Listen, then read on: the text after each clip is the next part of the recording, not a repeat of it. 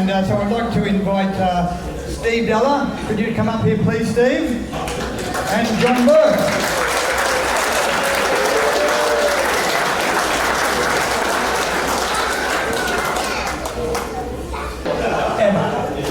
Over here, mate. Yeah. You're not going to sit down, John. You're not going to sit down, mate.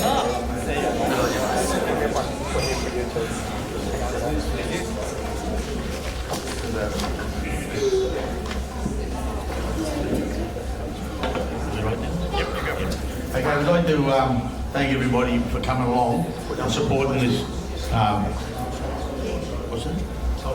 Yeah, I would like to thank everyone coming along and supporting. I'd just like to introduce Johnny Burke, very good friend of mine for the last 5 decades.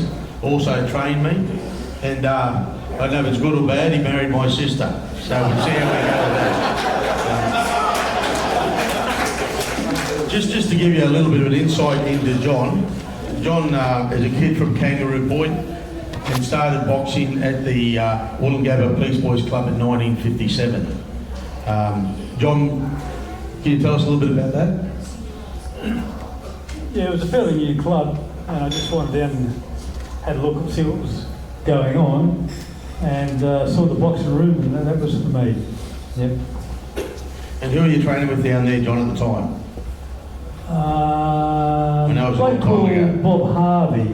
He was a local policeman, but he was a southpaw. Every time he showed you something, he had to turn around the other way and show you a second time. John, you then moved on, of course, in life, like we all do in different chapters, and you ended up down at the Wynnum PCYC in 1966, roughly. And you went in there just to do a bit of training, and the trainer didn't turn up, and what happened then? Well, I went down just to have a look around because it was a brand new club, and a mate of mine went down, and he wanted to be a wrestling trainer, so as soon as they saw him, they grabbed him, and they said to him, "We're just looking for a boxing instructor."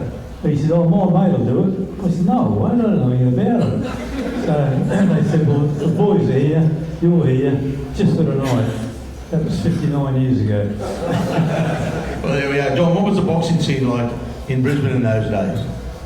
Very strong in them days. There's really good fighters around. The Stewarts around, Clive Stewart. But later on, we got Tony Mundy, and he's probably one of the best fighters we saw. He used to fill the place all the time. But yeah, Noel Thornbury was there. Not Noel Thornbury, sorry. His dad. Trevor. Yeah. Trevor Thornbury, very tough boy. He was a middleweight, I think, memory. But he was a very exciting fighter to watch. He was very good. Yeah.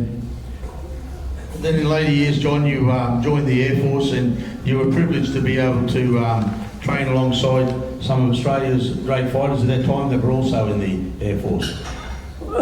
Yeah, well, I ran into Noel Cundy. He joined up just after me, and what's his name?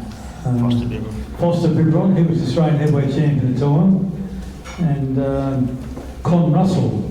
So they're all there. None were training, of course. They just doing that. But Foster Bibron, he being a Victorian, he just loved his Aussie rules. So I said to him one day, "Try this." So we're having a game of rugby league, and he converted straight away. He just loved it. Yeah.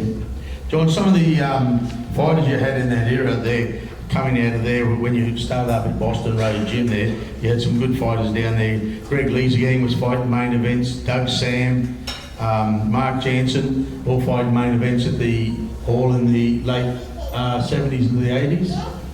Yes. Doug Sam was by far the best of them. We had 4 fights for them, and he won 2 titles, those 4 fights. What's his name? Jansen.